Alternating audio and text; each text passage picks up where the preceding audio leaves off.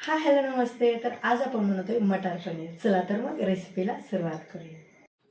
तर हे अगदी मटार पनीर परफेक्ट रेस्टॉरंटमध्ये मिळते तशा प्रकारे दिसत आहे आणि खायला तर अगदी परफेक्ट अशी रेस्टॉरंटमध्ये मिळते तशा प्रकारे याची टेस्ट असणार आहे.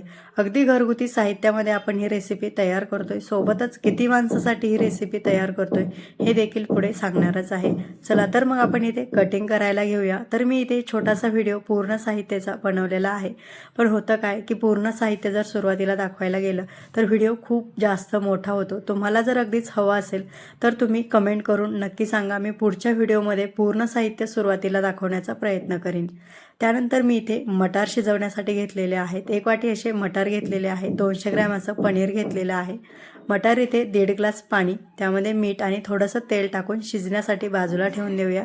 त्यानंतर बटर आणि 2 मोठे चमचे भरून असं तेल घेतलेलं आहे. त्यामध्ये काही खडे मसाले टाकून घेऊया.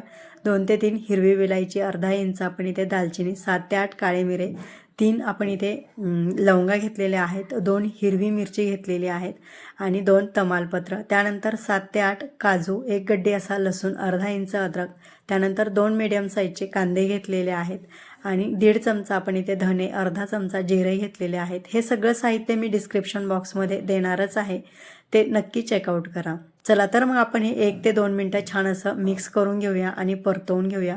मी इथे सुरुवातीला सांगितलं 3 मी कांदे घेतले होते, तर मी 1 कांदा उभ्या आकारामध्ये स्लाइस करून घेतलेला आहे आणि तो तळून बाजूला घेतलेला आहे. अशा प्रकारे 1.5 मिनटं झालेला आहे.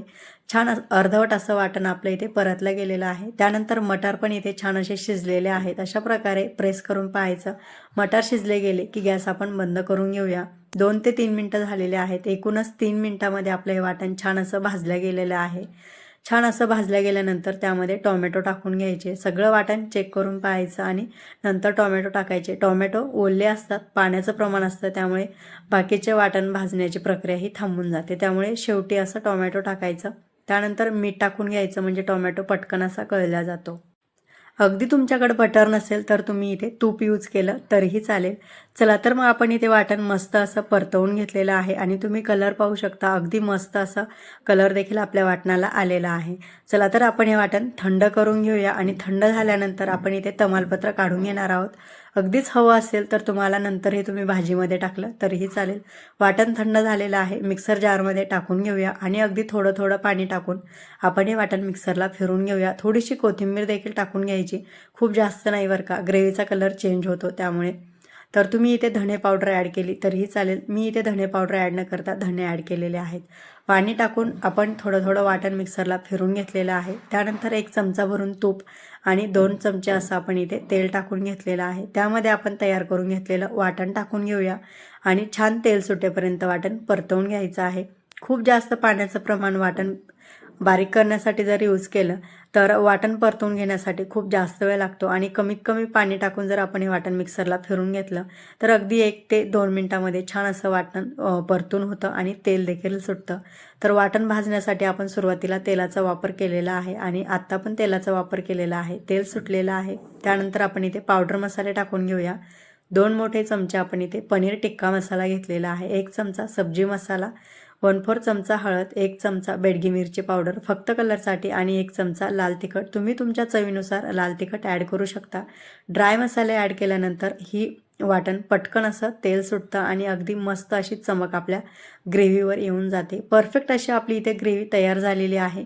ही ग्रेव्ही तुम्ही हवं तर बाजूला देखील काढून ठेवू शकता आणि यामध्ये दुसऱ्या कोणत्याही भाज्या तुम्ही ॲड करू शकता.